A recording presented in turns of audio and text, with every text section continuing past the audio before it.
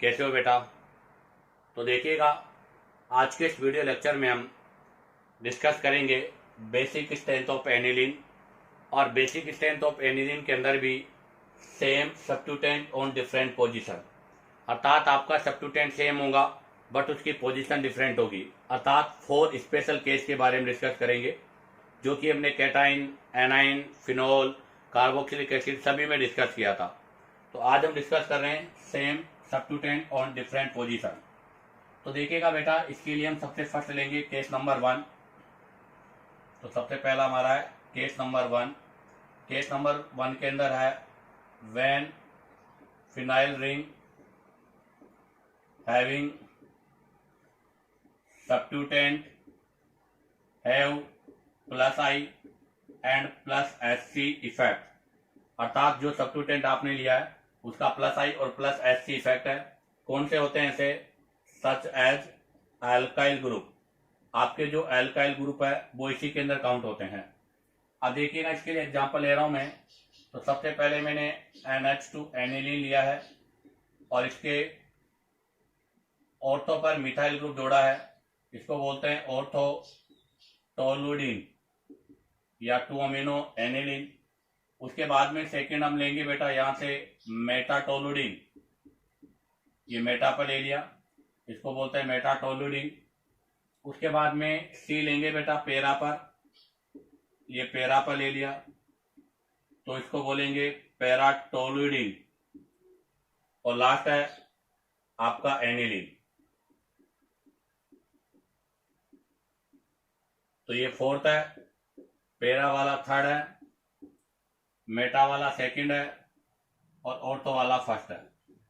अब देखो ये बेस है, तो बेस के अंदर क्या होता है? प्रोटोनेशन। तो हम यहां से डिस्कस करेंगे आफ्टर प्रोटोनेशन, अर्थात यहां पर हम सभी बेस का प्रोटोनेशन करेंगे और आफ्टर प्रोटोनेशन के बाद डिस्कस करते हैं। आफ्टर प्रोटोनेशन डिस्कस करें तो बेटा NH3 प्लस और यहां पर मिथाइल। नेक्स्ट में आपका NH3 प्लस, मेटा पर मिथाइल। नेक्स्ट में बेटा NH3 प्लस, पेरा पे मिथाइल। और लास्ट वाले में देखो बेटा NH3 प्लस, इसको बोलते हैं हम एनिलियम आयन। तो ये आपके एनिलियम आयन है और इन एनिलियम आयन की स्टेबिलिटी में चेक करनी है। तो ध्यान दें, अगर मैं बात करूं स्टेबिलिटी ऑफ एनिलीनियम आयन जो आपका है, it is directly proportional to solvation energy पर डिपेंड करता है। More solvation energy more stable, less solvation energy less stable होता है। और वैसे अगर बात करें तो आपको पता है केटाइन है, तो स्टेबिलिटी ऑफ केटाइन, वैसे अगर बात करें तो stability of cation is directly proportional to plus M, plus I, minus M और माइनस आई। ये ऑर्डर होता है। अब आप देखिएगा, जो सबसे फर्स्ट है उस फर्स्ट के अंदर मिथाइल है ऑर्थो पर, तो यहां से इसका प्लस आई भी है और प्लस एस सी भी है, अर्थात stabilised by plus I and plus S C of methyl. अर्थात मिथाइल के plus I plus S C से स्टेबलाइज है। मेटा पर है ओनली प्लस आई होगा बेटा, तो ये भी स्टेबलाइज होगा। तो यहां से हम लिखेंगे stabilise by plus I of methyl. Methyl का प्लस आई है, ये पेरा पर है तो यहाँ प्लस आई भी है और प्लस एस सी भी है। तो यहां हम लिखेंगे stabilised by plus I and plus S C of methyl. और बेटा यहाँ पर डिस्टेंस लेस है, मोर है, डिस्टेंस मोर होने की वजह से प्लस आई मिनिमम है। यहाँ पर डिस्टेंस लेस है इसलिए प्लस आई मैक्सिमम है। तो अगर हम इसके अकॉर्डिंग स्टेबिलिटी ऑफ एनाइन की बात करें, मतलब केटाइन की, तो यहाँ पर स्टेबिलिटी ऑफ एनिलीनियम आयन, तो अगर मैं यहां से एनिलियम आयन की स्टेबिलिटी की बात करूं यहां से,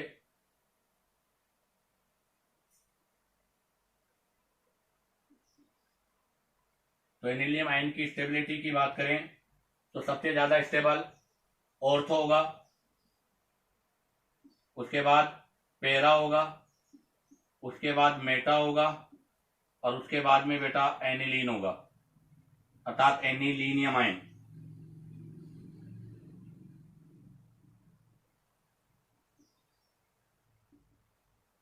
लेकिन हमें पता है कि stability of anilium ion solvation energy पे डिपेंड करेगी। ऑर्थो के ऊपर ऑर्थो इफेक्ट लग रहा है, और इस ऑर्थो इफेक्ट की वजह से बेटा इसका लेस सॉल्वेशन एनर्जी है, लेस सॉल्वेशन एनर्जी है, और लेस सॉल्वेशन एनर्जी की वजह से लीस्ट स्टेबल होगा।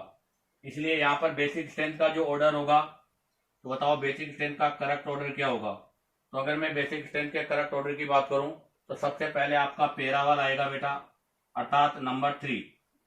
नंबर 3 सबसे पहले आएगा, जो कि पेरा है, क्योंकि इस पर प्लस आई और प्लस एफ दोनों आपको ऑब्टेन हो रहे हैं। इसके बाद में बेटा आपका सेकेंड वाला आएगा मेटा, क्यों? क्योंकि मेटा पर प्लस आई ऑब्टेन हो रहा है। उसके बाद में बेटा फोर्थ आएगा आपका स्टैंडर्ड एनिलीन, और उसके बाद में बेटा आपका फर्स्ट आएगा, क्योंकि फर्स्ट के ऊपर ऑर्थो इफेक्ट लग रहा है, और ऑर्थो इफेक्ट की वजह से इसका सॉल्वेशन बहुत कम होगा, और सॉल्वेशन कम होगा तो इसकी डोनर टेंडेंसी भी लेस होगी, और इसकी स्टेबिलिटी भी क्या होगी बेटा, लेस होगी। तो बताओ यहाँ पर करेक्ट बेसिक स्ट्रेंथ का ऑर्डर क्या होगा। सबसे ज्यादा पेरा, पेरा के बाद मेटा, मेटा के बाद एनिलीन, और एनिलीन के बाद में ऑर्थो होगा। अब आप चाहो तो यहाँ से इसका स्क्रीनशॉट ले लीजिएगा। अब हम इससे रिलेटेड एक क्वेश्चन के बारे में डिस्कस करेंगे। तो देखिएगा, अब हम यहाँ से दो क्वेश्चन के बारे में डिस्कस करेंगे। सबसे पहला क्वेश्चन है एनिलीन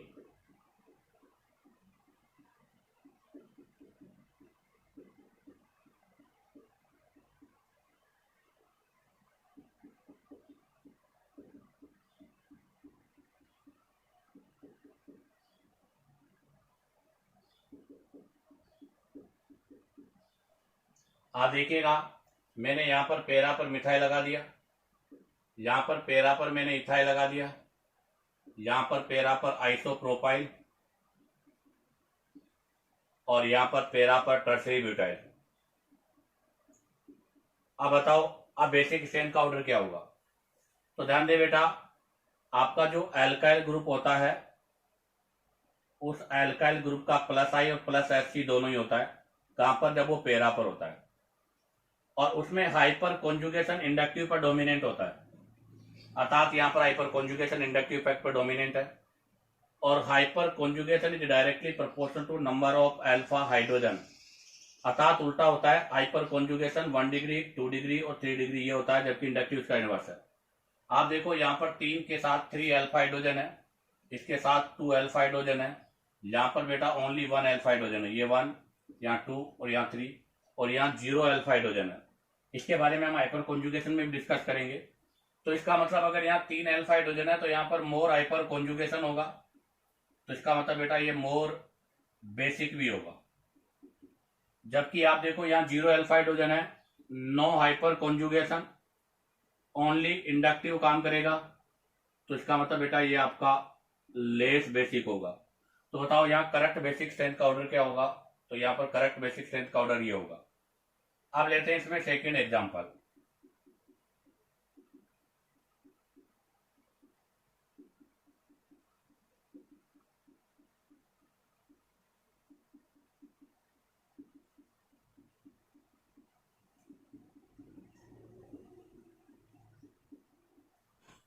तो देखो, अब की बार मैंने क्या किया, मेटा पर लगा दिए ये ग्रुप,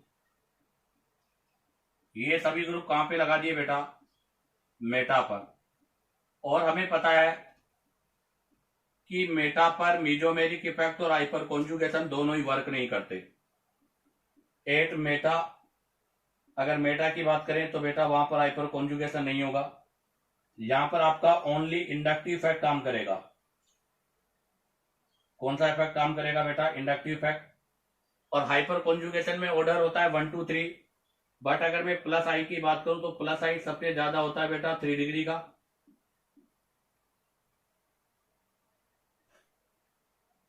उसके बाद में होता है बेटा 2 डिग्री का, उसके बाद में होता है बेटा 1 डिग्री का, और सबसे लास्ट होता है मिथाइल का। तो बताओ, यहाँ पर आई पर कॉन्जुगेशन नहीं है, इंडक्टिव है, इसका भी प्लस आई है, इसका भी प्लस आई है, इसका भी प्लस आई है, और इसका भी प्लस आई है, और प्लस आई बेसिक स्ट्रेंथ के डायरेक्टली प्रोपोर्शनल है। तो इसका बेसिक स्ट्रेंथ का ऑर्डर ये होगा, क्योंकि यहाँ पर प्लस आई मैक्सिमम होगा और यहाँ पर आपका प्लस आई मिनिमम होगा। इसी के साथ आपके दोनों क्वेश्चन कंप्लीट होते हैं। अब आप चाहो तो यहाँ से इसका स्क्रीनशॉट ले लीजिएगा। अब हम यहाँ से केस नंबर 2 के बारे में डिस्कस करेंगे।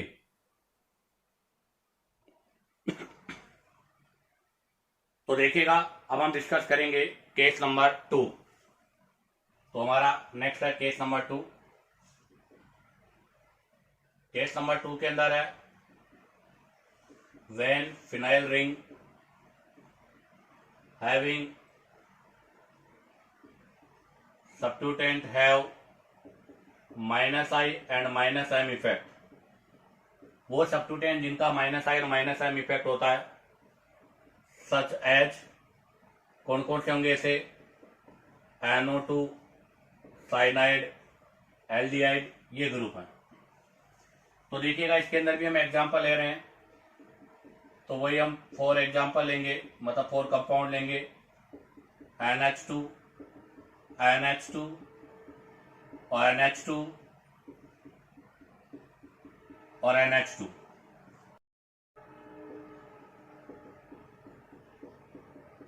अब आप देखो, सबसे फर्स्ट पर हमने ऑर्थो पर नाइट्रो लगाया है, तो फर्स्ट का नाम हो जाएगा ortho nitro aniline.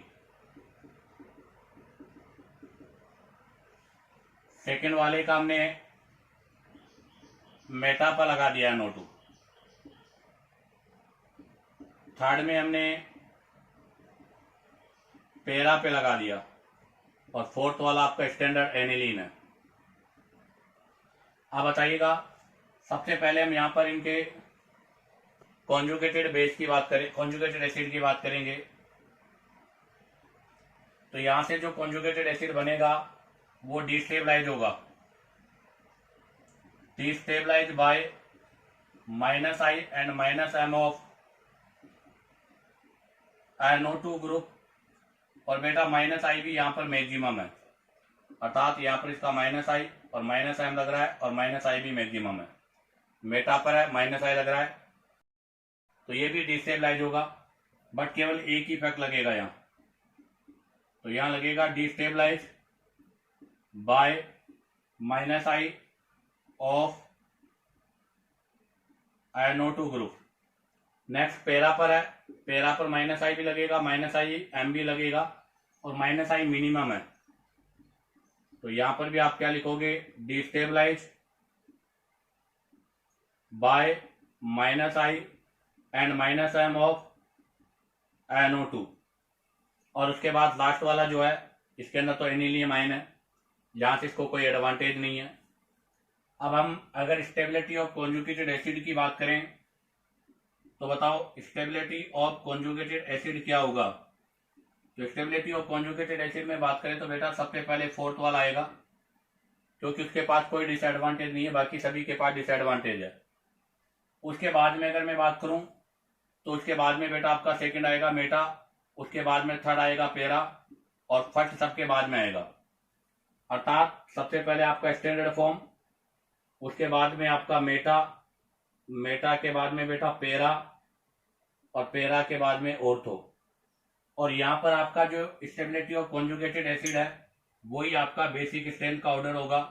Basic strength में भी बेटा सबसे पहले फोर्थ, फोर्थ का मतलब आपका एनिलीन, एनिलीन मोर बेसिक होगा, क्योंकि यहाँ पर जो भी आपका एनिलीन है,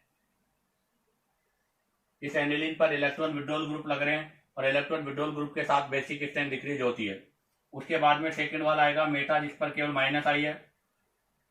बाद पेरा वाला आएगा बेटा थर्ड, जिस पर माइनस एम भी है, माइनस आई भी है, बट माइनस आई मिनिमम है। और उसके बाद में बेटा सबसे फर्स्ट वाला आएगा, जिस पर माइनस आई भी है, माइनस एम भी है, माइनस आई मैक्सिमम भी है, और ऑर्थो इफेक्ट भी ऑब्जर्व हो रहा है। तो यहाँ पर बेसिक स्ट्रेंथ का ऑर्डर होगा बेटा फर्स्ट, सेकेंड, थर्ड, फोर्थ। अब आप चाहो तो यहाँ से इसका स्क्रीनशॉट ले लीजिएगा। अब हम यहाँ से नेक्स्ट केस के बारे में डिस्कस करेंगे। तो देखिएगा, अब डिस्कस करेंगे नेक्स्ट केस नंबर 3। तो अब हमारा नेक्स्ट पॉइंट है case number 3, when phenyl ring having substituent have minus I and plus M effect such as OH, OCH3, NH2। ये वो ग्रुप है जिनका माइनस आई प्लस एम है और इन सबके अंदर प्लस एम डोमिनेंट है। इसके अंदर भी हम एग्जांपल के लिए वही ग्रुप एनिलीन वापस अगेन, और एनिलीन के ऑर्थो पर OCH3 ग्रुप जोड़ते हैं, अगेन एनिलीन, एनिलीन के मेटा पर OCH3 ग्रुप जोड़ते हैं, उसके बाद वापस एनिलीन बेटा, एनिलीन के पैरा पर मिथॉक्सी ग्रुप और लास्ट में एनिलीन, फोर्थ एनिलीन। और सभी केस में फोर्थ हम एनिलीन ही रखते हैं। फर्स्ट वाला आपका ऑर्थो मिथॉक्सी एनिलीन है, सेकेंड मेटा मिथॉक्सी और थर्ड वाला पैरा मिथॉक्सी। अब आप देखो यहां पर भी हम स्टेबिलिटी ऑफ कॉन्जुगेटेड एसिड की बात करेंगे। तो स्टेबिलिटी ऑफ कॉन्जुगेटेड एसिड की बात करें तो यहां से इसका minus I but plus M, तो stabilize by plus M of OCH3 और destabilize by minus I of OCH3। एक बार स्टेबलाइज हो रहा है, एक बार डिस्टेबलाइज हो रहा है। और बेटा आपको पता है यहां पर डिस्टेंस कम है तो माइनस आई मैक्सिमम भी होगा। सेकेंड देखो मेटा पर है, ओनली माइनस आई लगेगा तो केवल डिस्टेबलाइज होगा, destabilise by minus I of OCH3। Para पर है, पैरा पर है तो माइनस आई भी लगेगा और प्लस एम भी लगेगा, माइनस आई मिनिमम भी होगा। तो क्या लिखोगे, पहले तो स्टेबलाइज होगा, stabilise by plus M of OCH3 और destabilise by minus I of OCH3। Last aniline में कोई एडवांटेज नहीं है। तो बताओ स्टेबिलिटी ऑफ कॉन्जुगेटेड एसिड क्या बना। तो स्टेबिलिटी ऑफ कॉन्जुगेटेड एसिड में बात करें तो बेटा सबसे पहले आपका थर्ड आएगा पैरा। ये स्टेबिलिटी ऑफ कॉन्जुगेटेड एसिड है, सबसे पहले थर्ड वाला पैरा वाला आएगा क्योंकि इस पर प्लस एम है और यहाँ पर माइनस आई मिनिमम भी है। उसके बाद आपका फर्स्ट वाला आएगा ऑर्थो, जिस पर प्लस आई भी है, प्लस एम है और माइनस आई है बट मैक्सिमम है। उसके बाद फोर्थ आएगा एनिलीन और उसके बाद में सेकंड आएगा क्योंकि सेकंड पे माइनस आई है। बट आपको पता है बेटा आपके जो ऑर्थो वाला है इस पर ऑर्थो इफेक्ट ऑब्जर्व होता है और ऑर्थो इफेक्ट की वजह से इसकी स्टेबिलिटी लेस होती है। तो बताओ यहाँ पर अगर मैं बेसिक स्ट्रेंथ की बात करूँ तो बेसिक स्ट्रेंथ का ऑर्डर क्या होगा। तो बेटा बेसिक स्ट्रेंथ में सबसे पहले थर्ड आएगा, थर्ड के बाद फोर्थ आएगा, फोर्थ के बाद फर्स्ट आएगा और फर्स्ट के बाद सेकंड आएगा। कहने का मतलब सबसे ज्यादा बेसिक होगा पैरा क्योंकि पैरा पर प्लस एम है। उसके बाद में बेटा आपका एनिलीन होगा, उसके बाद ऑर्थो होगा क्योंकि ऑर्थो पर प्लस एम तो है बट यहाँ ऑर्थो इफेक्ट लग रहा है। और बच्चे यहाँ पर मोस्टली गलती कर देते हैं, बताता हूँ भी क्या गलती होती है।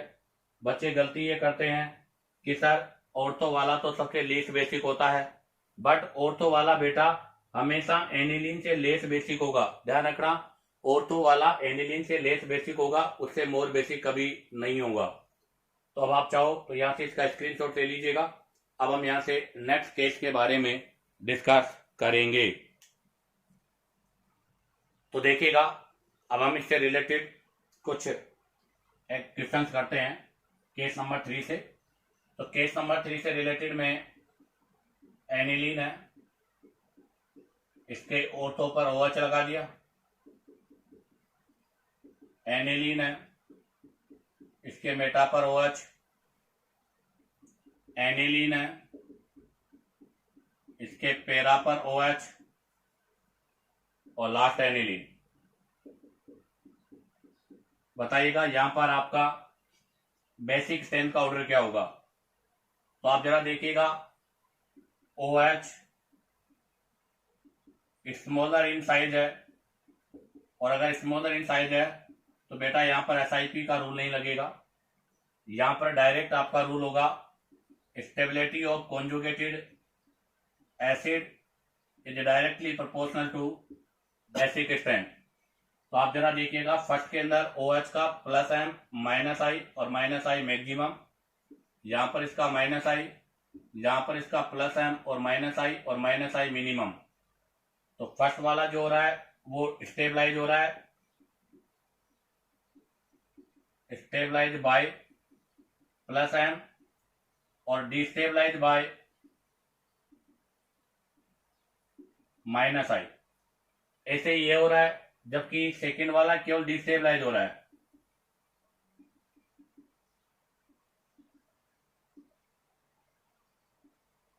तो बताओ यहां पर स्टेबिलिटी का ऑर्डर क्या होगा। तो अगर मैं यहां पर बात करूं स्टेबिलिटी ऑफ कॉन्जुगेटेड एसिड की, तो बेटा सबसे ज्यादा होगा पेरा का, अर्थात थर्ड का, क्योंकि इस पर +M है, -I है बट वो मिनिमम है। उसके बाद कौन सा होगा, ऑर्थो, फर्स्ट वाला, क्योंकि उस पर +M भी है, -I है बट इसके कंपेयर में मैक्सिमम है। उसके बाद में एनिलीन होगा, और एनिलीन के बाद में बेटा आपका मेटा होगा, सेकंड वाला, क्योंकि मेटा पर -I है। तो ध्यान रखना इस केस में ऑर्थो एनिलीन से पहले आएगा, क्योंकि यहां पर SIP का इफेक्ट ऑब्जर्व नहीं होता। एक और एग्जांपल इसी से related, NH2 NH2 NH2 NH2 Meta पर, NH2 पेरा पर, और एनिलीन। बताइएगा अब बेसिक स्ट्रेंथ का ऑर्डर क्या होगा। तो ध्यान रखना बेटा, NH2 भी स्मॉलर इन साइज है, NH2 also smaller in size. अगर ये स्मॉलर इन साइज है तो SIP यहां भी नहीं होगी। बट आप देखो बेटा, जब ये ऑर्थो पर है तो यहां पर हाइड्रोजन बॉन्डिंग का कंडीशन है,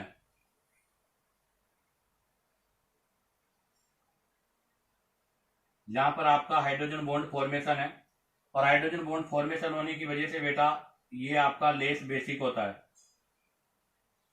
क्यों, क्योंकि नाइट्रोजन पर लेस इलेक्ट्रॉन डेंसिटी होती है।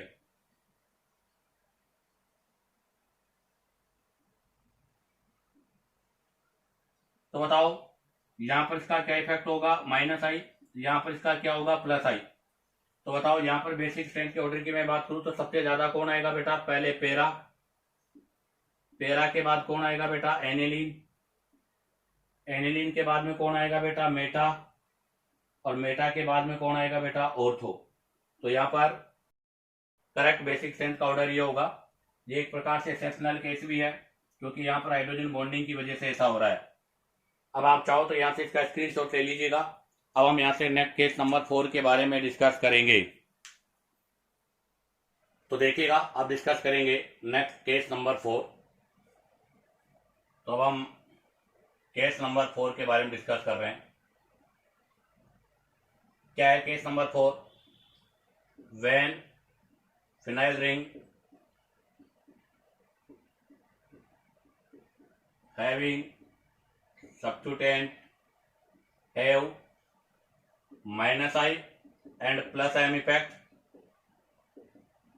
but +M more dominant than +M, अर्थात यहां पर -I +M पर डोमिनेंट है, अर्थात -I ग्रेटर देन +M। और ऐसे जो कंपाउंड होते हैं वो होते हैं आपके हेलोजेंस। हेलोजेंस का एग्जाम्पल इसी का पार्ट है। अब आप देखो यहां पर भी हम वही केस यूज कर रहे हैं, NH2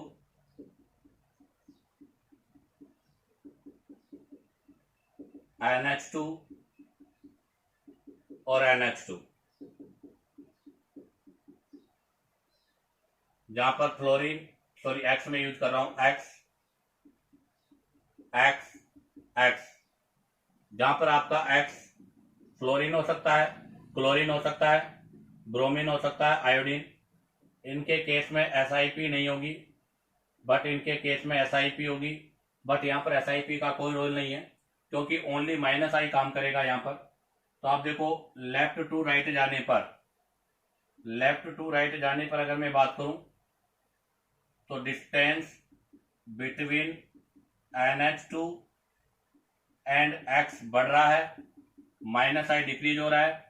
अगर -I डिक्रीज होगा तो बेसिक स्ट्रेंथ क्या होगा बेटा, इंक्रीज होगा। तो यहाँ पर बेसिक स्ट्रेंथ का ऑर्डर ये होगा, अर्थात सबसे ज्यादा बेसिक होगा बेटा एनिलीन, क्योंकि इस पर कोई डिसएडवांटेज नहीं है। उसके बाद पेरा, पेरा के बाद मेटा, मेटा के बाद ऑर्थो, क्योंकि इन सभी पर -I हो रहा है, और ऑर्थो पर -I मैक्सिमम है और पेरा पर -I मिनिमम है, इसलिए बेसिक स्ट्रेंथ का ऑर्डर ये होगा। इसमें हम और एक और एग्जांपल करते हैं। जैसे मैंने NH2 लिया है, इसके ऑर्थो पर CCl3 लगा दिया।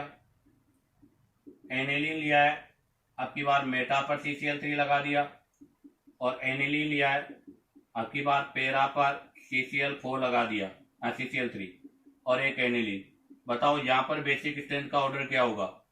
तो ध्यान रखना बेटा, CCl3 के केस में -M तो नहीं होता, बट CCl3 के केस में रिवर्स हाइपर कॉन्जुगेशन होता है, अर्थात माइनस का I और माइनस का हाइपर कॉन्जुगेशन होता है।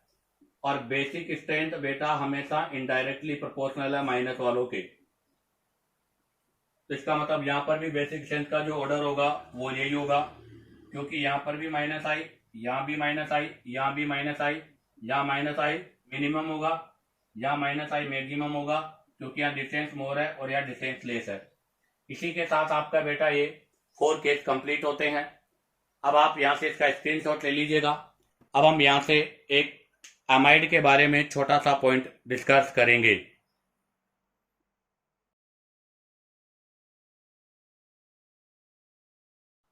हेलो स्टूडेंट, तो देखिएगा बेटा, अब हम यहाँ से डिस्कस करेंगे अमाइड के बारे में।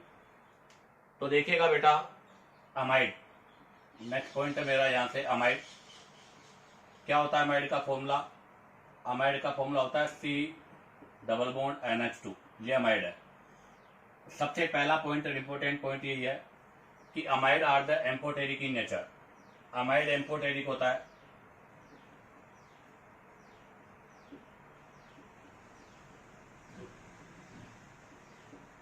Amide are the amphoteric in nature. Amphoteric किसको बोलते हैं बेटा? एम्फोटेरिक उसको बोलते हैं जो एसिड भी होता है और बेस भी होता है। इस वजह से ही बेटा एसिड, एसिड के बाद में अमाइड और अमाइड के बाद में बेस, अर्थात आपकी जो सीरीज है उसमें एसिड और अमाइड, बेस के बीच में अमाइड को रखते हैं। क्यों बोला है अमाइड को मैंने एम्फोटेरिक? तो उसको एक्सप्लेन कर दूं मैं। आपका अमाइड कोई सा भी हो सकता है, चाहे वो एलिफेटिक हो चाहे एरोमेटिक हो, ये अमाइड है। आप देखिएगा इस अमाइड में रेजोनेंस हो रहा है, तो यहां से लोन पेयर सिग्मा पाई, तो अभी यहां पर लोन पेयर डोनेट कर रहा है, और जो लोन पेयर डोनेट करते हैं तो according to Lewis concept, Lewis concept के अकॉर्डिंग अगर मैं बात करूं तो ये लोन पेयर डोनेट कर रहा है, तो ये लुईस बेस होगा। तो अभी तो ये लुईस बेस की तरह काम कर रहा है यहाँ पे। आफ्टर प्रोटोनेशन देखो आप, मतलब रेजोनेंस के बाद में C≡O, तो यहां पर हो जाएगा O-, यहाँ डबल बॉन्ड और NH2 पे प्लस आ जाएगा। अब नाइट्रोजन अपने ऊपर पॉजिटिव चार्ज को रिमूव करने के लिए यहां से ये H+ साइन अर्थात प्रोटॉन का डोनेट करेगा, अर्थात ये प्रोटॉन डोनर है। और according to Bronsted Lowry, according to Bronsted Lowry की बात करूं तो ये आपका ब्रोंस्टेड एसिड हो गया। तो आप देखो अमाइड बेस भी है, अमाइड एसिड भी है, इसलिए अमाइड को हम एम्फोटेरिक मानते हैं। अब आती है नेक्स्ट पॉइंट। नेक्स्ट पॉइंट यही है बेटा कि amide are the less basic, amphoteric होने की वजह से। Amide less basic compare to aniline and aliphatic amine. Amide जो होता है वो एनिलीन और एलिफेटिक अमाइन के कंपेयर में लेस बेसिक होता है। जैसे मैंने एग्जांपल ले लिया यहाँ पर, तो CH3NH2 ये आपका एलिफेटिक अमाइन हो गया, जिसके अंदर आपका लोन पेयर जो है वो लोकेलाइज है। उसके बाद में सेकंड में ले रहा हूं यहां से एनिलीन, ये एनिलीन ले लिया, ये एनिलीन है, यहां पर लोन पेयर डी लोकेलाइज है। और उसके बाद में अमाइड, अमाइड दोनों में से कोई सा भी हो सकता है, अराइल और एल्काइल में से। अब देखो बेटा, एनिलीन के अंदर 5 रेजोनेटिंग स्ट्रक्चर है, अर्थात यहां पर आपका क्वांटिटिव रेजोनेंस है।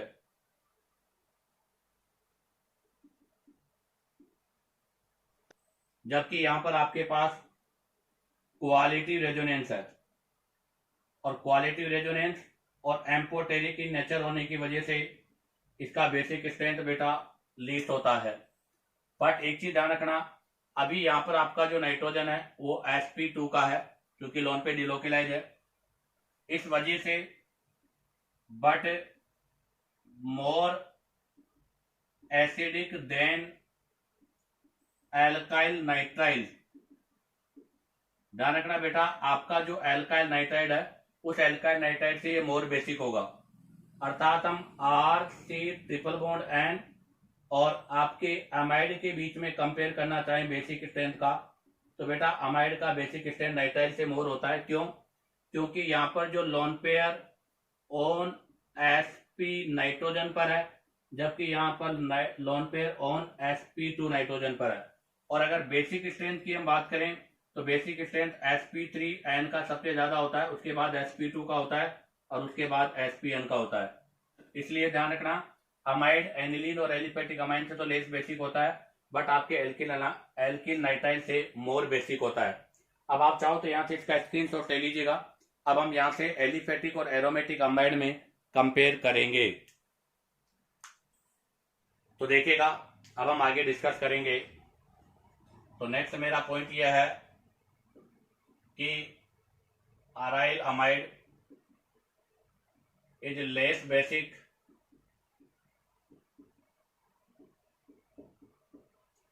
Then alkyl amide.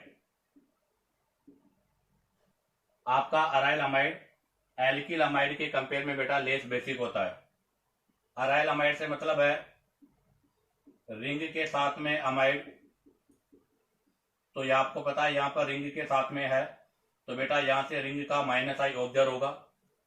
और अगर एल्काइल है तो एल्काइल के अंदर यहां से NH2 ग्रुप के साथ जब R जुड़ा हुआ है तो इसका +I इफेक्ट ऑब्जर्व होगा। तो ऐसी कंडीशन पर एल्काइल वाले का बेसिक स्ट्रेंथ अराइल वाले से मोर होगा। अब आता है नेक्स्ट पॉइंट। नेक्स्ट पॉइंट में अगर मैं बात करूं तो नेक्स्ट पॉइंट मेरा है कि when hydrogen atom of nitrogen is replace by, ध्यान रखना, सुने दोबारा, when hydrogen atom of N, अर्थात अमाइड में जो नाइट्रोजन है उस नाइट्रोजन पर when hydrogen atom of N is replace by EDG electron donating group, अर्थात +I और +M से रिप्लेस होता है, तो ऐसी कंडीशन पर बेटा बेसिक स्ट्रेंथ बढ़ता है। लेकिन अगर यही आपका EWG इलेक्ट्रॉन विड्रॉल ग्रुप अर्थात -I या -M के साथ कनेक्ट होता है, तो बेटा ऐसी कंडीशन पर बेसिक स्ट्रेंथ डिक्रीज होता है। जैसे मैं इसको एक एग्जांपल से एक्सप्लेन कर देता हूं। तो देखिएगा, मैंने लिया है यहाँ पे CH3C double bond ONH2 ethanamide. अब इथेनामाइड में CH3C डबल बॉन्ड ONH यहाँ पर लगा दिया मैंने एक मिथाइल, और उसके बाद में देखिएगा बेटा CH3C डबल बॉन्ड N, अब की बार मैंने यहाँ लगा दिए 2 मिथाइल। बताइएगा अब करेक्ट बेसिक स्ट्रेंथ का ऑर्डर क्या होगा। तो ये आपका 1 डिग्री अमाइड है, ये 2 डिग्री अमाइड है और ये 3 डिग्री अमाइड है। आप देखो बेटा, यहां पर hydrogen replace by EDG, electron donating group के द्वारा, जिसका प्लस आई है। तो ऐसी कंडीशन पर अगर हाइड्रोजन ईडीजी ग्रुप के द्वारा रिप्लेस होता है तो बेटा बेसिक स्ट्रेंथ का ऑर्डर 3, 2, 1 होगा। और अगर माइनस वाई वाले के द्वारा रिप्लेस होता है तो ऐसी कंडीशन पर बेसिक स्ट्रेंथ का ऑर्डर 1, 2, 3 होगा। तो बताओ यहाँ पर बेसिक स्ट्रेंथ का ऑर्डर क्या होगा, 3 डिग्री, 2 डिग्री और 1 डिग्री। ऐसा क्यों? क्योंकि आप देखो बेटा, यहाँ मिथाइल है, यहाँ मिथाइल है, इसका यहाँ से प्लस आई है, यहाँ से इसका प्लस आई है, तो नाइट्रोजन पे लोन पेयर बढ़ेगा। यहाँ पर वन साइड मिथाइल है, यहाँ से प्लस आई है, तो इस पर भी लोन पेयर बढ़ेगा। तो यहाँ पर बेसिक स्ट्रेंथ का ऑर्डर ये होगा। ये केस चाहे आपका एलिफेटिक हो चाहे एरोमेटिक हो, दोनों पर ही अप्लाई होगा। एक और एग्जांपल लेता हूं, इसी के अंदर देखो आप, CH3 C double bond O NH2, CH3 C double bond NH, अब की बार मैंने यहाँ PH रिंग लगा दिया। और नेक्स्ट देखो बेटा, CH3 C double bond O N, अब की बार मैंने 2 साइड रिंग लगा दिया। बताओ अब बेसिक स्ट्रेंथ किसका ज्यादा होगा। अभी भी आपका ये 1 डिग्री अमाइड है, ये 2 डिग्री अमाइड है और ये आपका 3 डिग्री अमाइड है। तो देखिएगा बेटा, अब की बार क्या हो रहा है, तो यहाँ पर आपका hydrogen atom replace by EWG, अब की बार हाइड्रोजन एटम EWG से रिप्लेस है, जिसका माइनस आई इफेक्ट ऑब्जर्व हो रहा है। तो ऐसी कंडीशन पर बेटा आपके बेसिक स्ट्रेंथ का ऑर्डर 1, 2, 3 होगा। अब की बार बेसिक स्ट्रेंथ का ऑर्डर ये हो जाएगा, क्यों? क्योंकि यहाँ से इनके माइनस आई भी लगेंगे और यहाँ पर लोन पेयर मोर डीलोकेलाइज होगा, और अगर मोर डीलोकेलाइज होगा तो बेटा ये आपका लेस बेसिक होगा। तो ये पॉइंट हमारा था कि हाइड्रोजन एटम अगर नाइट्रोजन पर, और वो भी नाइट्रोजन कौन सा, अमाइड वाला, अमाइड के नाइट्रोजन का हाइड्रोजन ईडी से रिप्लेस होगा तो बेसिक स्ट्रेंथ बढ़ेगी, ऑर्डर 3 to 1 होगा। और अगर वो EWG से होगा तो बेसिक स्ट्रेंथ डिक्रीज होगी और उसका ऑर्डर 1, 2, 3 होगा। अब आप चाहो तो यहाँ से इसका स्क्रीनशॉट लीजिएगा। अब हम यहाँ पर नेक्स्ट कंडीशन और कुछ एग्जांपल्स के बारे में डिस्कस करेंगे। तो देखिएगा, अब हम नेक्स्ट कंडीशन के बारे में डिस्कस करेंगे। तो नेक्स्ट पॉइंट मेरा क्या है वो देखें आप लोग। नेक्स्ट पॉइंट यह है कि अमाइड जो है, जैसे अमाइड लिया है और ये नाइट्रोजन का लोन पेयर और अगेन ये अमाइड लिया है और ये लोन पेयर। आप बताओ इन दोनों अमाइड में से किसका बेसिक स्ट्रेंथ मोर होगा।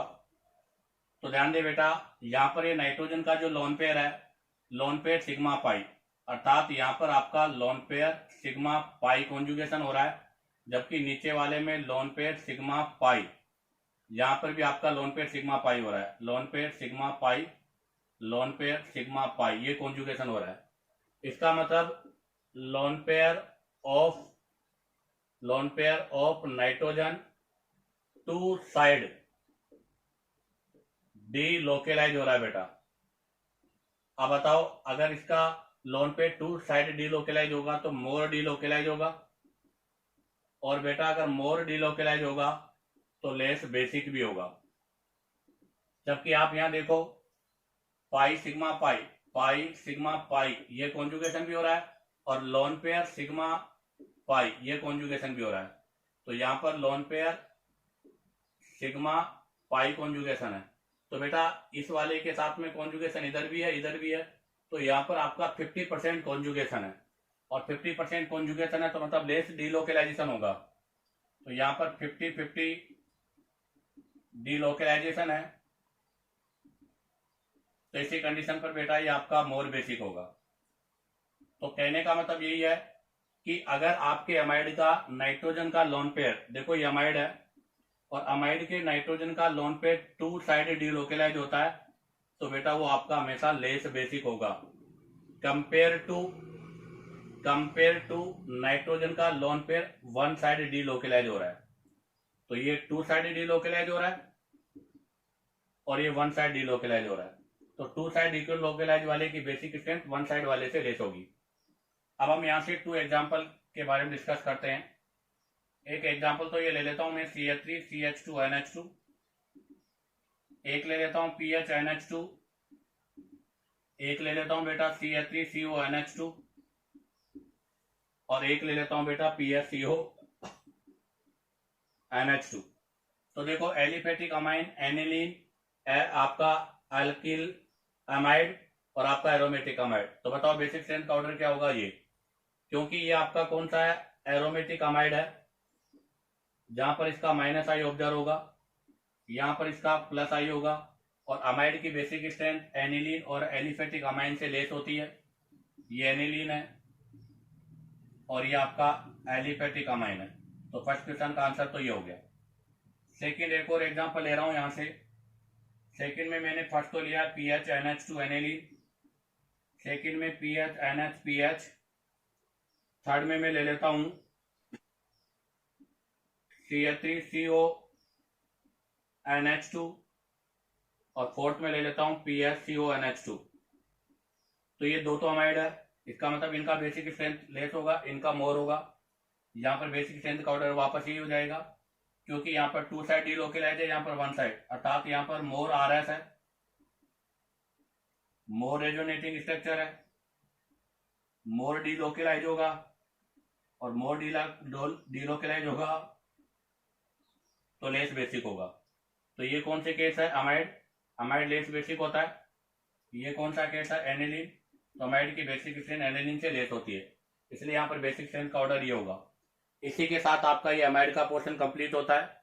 उम्मीद करता हूँ कि बेटा आपको हर पॉइंट क्लियर हुआ होगा, क्योंकि मैंने हर पॉइंट को कॉन्सेप्ट के साथ एक्सप्लेन किया है। आप बेटा वीडियो को लाइक, सब्सक्राइब और शेयर करो, ताकि आप लोगों के पास न्यू नोटिफिकेशन आते रहे और आप लोगों की स्टडी आगे चलती रहे।